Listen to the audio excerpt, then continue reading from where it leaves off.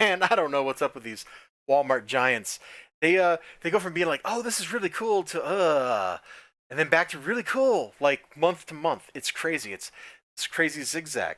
Why is that important? Because that's what's going on in this. So the news story is basically spoiled on the cover. We're gonna look at like one page just so you can look at some of this art, which is actually pretty nice. I don't really have any complaints about the art here. You get backgrounds where they're necessary, and otherwise the background kind of fades away to emphasize action and positioning and stuff. But this dude in the robot suit comes over here, kidnaps her, and takes her to like War World to go fight people because, it's titled. You ready? You ready for the title? Arena of Death. That kind of gives away the whole plot line. So she's kidnapped, and all the other Teen Titans have to go rescue her. It's competently executed, but it's nothing special and it's nothing excited. Like Wonder Woman, literally, in their 100-page giant, just did this plot line. And now we're doing it again. Probably for like 7 issues or something. The actual Teen Titan reprint story here, we get like Beast Boy's origin, and then we get like some Titans out here shopping. And Raven has gotten a.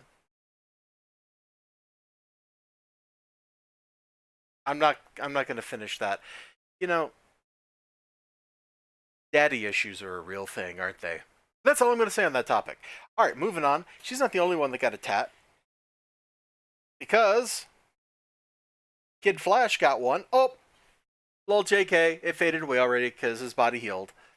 And hey, look, we got Vic Stone. He's like, what, post college, and he's hanging out with a bunch of like 16-year-olds. Like, there's nothing creepy about that, Cyborg. There's nothing creepy about that at all.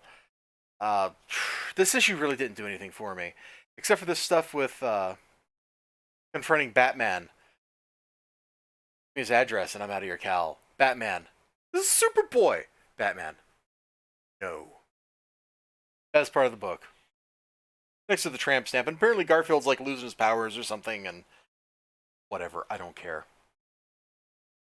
Meanwhile, in Super Sons, the most notable thing about this issue is the jarring change in art. So look at the art here. Look at the art here.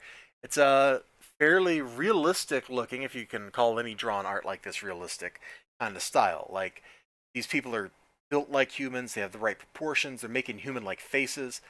Like, he's right here trying to recover. He's unconscious. He's desperate. Like, they look like humans. All right, you ready? I'm gonna do this. Don't worry, I just gotta flip a couple more pages. Oh, look, it's a completely different art style. And the plot here seems really kind of stupid. So, uh, Tim Drake's going back in time because Jonathan Kent, I presume that's Jonathan Kent, freaks out and kills everybody or something. So he went back in time to try to kill Jonathan Kent. Like, come on. How many times have we seen basically this exact same story play out? And now some of the Titans want to get him, some of the Titans want to kill him, or something. Some of the Titans, yeah, whatever, whatever. So the Super Sons, Batman's sidekick, and Robin's sidekick, Superman's sidekick. There we go. Are on the run. Oh, and Tim Drake is calling himself Savior as he's wearing like bits and pieces of other people's clothes. All right, totally not creepy. Totally not creepy. The art's fine, both styles, but it's really clashing. Look at her hair. Look at that hair. It's gorgeous.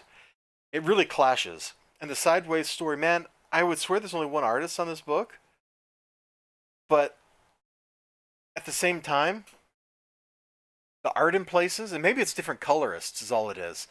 Art in places doesn't match at all art in other places. Like, you see all these little like hesitant lines hashing out everything, kind of providing like borders for gradients and stuff, and then that just goes away. It just goes away. And then it comes back at the very end. So I think that whole middle section with the different art, like, look at this. That does not look like the same artist. It's similar, but it's different. Then we get to the end, and that art's back. So that should all be Kenneth Roca for it, right? And the stuff that happens in that story, I couldn't care about. So what do we have for the total here? Let's see. Got a half for that first story, even though it's just a copy of somebody else's story. Okay, okay, we got a half a point.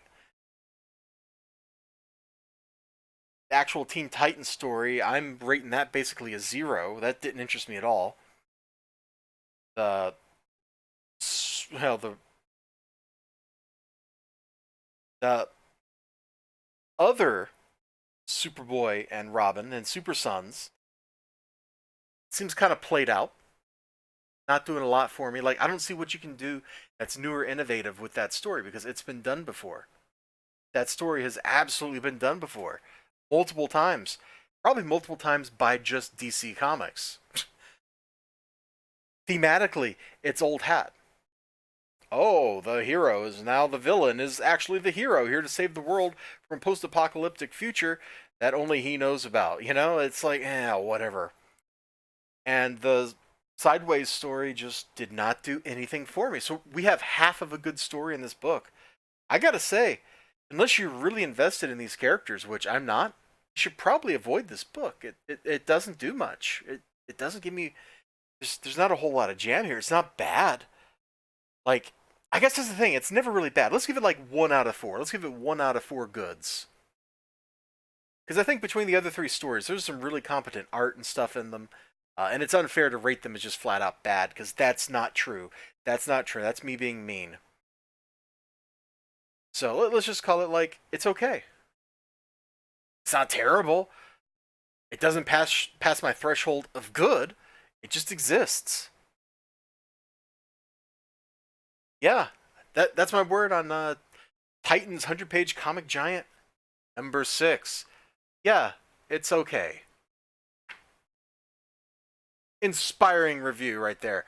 You all have a great day. Remember to like, comment, subscribe, all that good stuff. I will see you next time. Until then, bye bye.